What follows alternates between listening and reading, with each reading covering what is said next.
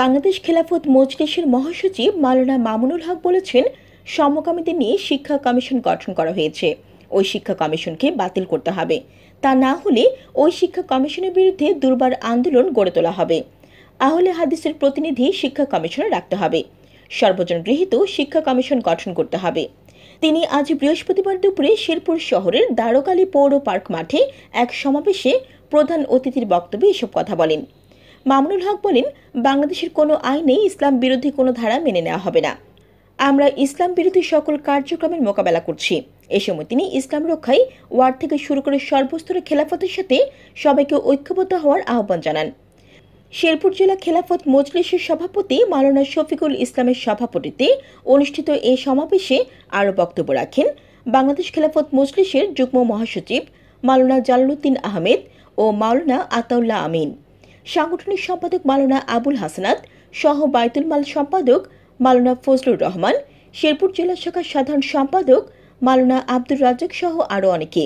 বৃষ্টি ও বৈরী আবহাওয়া উপেক্ষা করে হাজারো নেতাকর্মী এই সমাবেশে যোগ দেন।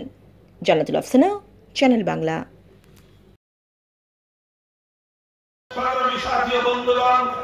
আমরা বলতে চাই, আমাদের বাংলাদেশ স্বাধীন হয়েছে, বাংলাদেশ মুক্ত হয়েছে। এই মুক্তির জন্য ব্রিটিশরা বাংলাদেশে ফিরে আসতে পারে নাই। পশ্চিমবঙ্গের দাদাবাবুরা বাংলাদেশে খবরদারি করতে পারে নাই। পশ্চিম পাকিস্তানি খান পাঠানরা বাংলাদেশে খবরদারি করতে পারে নাই। পতিত স্বৈরাচারী আওয়ামী জাতিরিয়াত বাংলাদেশে কোনদিন রাজনীতিতে পুনর্বাসিত হতে পারে না। বানোয়াট মৃত্যুদণ্ডের রায় দিয়ে কোরআন প্রেমিক তৌহিদি জনতা, কোরআন প্রেমিক জনতা প্রতিবাদ জানালে পাখির মতো গুলি করে তাদেরকে হত্যা করা হয়েছে। 2014-15-16 সালে বিরোধী দলীয় শত শত নেতা কর্মীদেরকে গুম খুন হত্যা করা হয়েছে।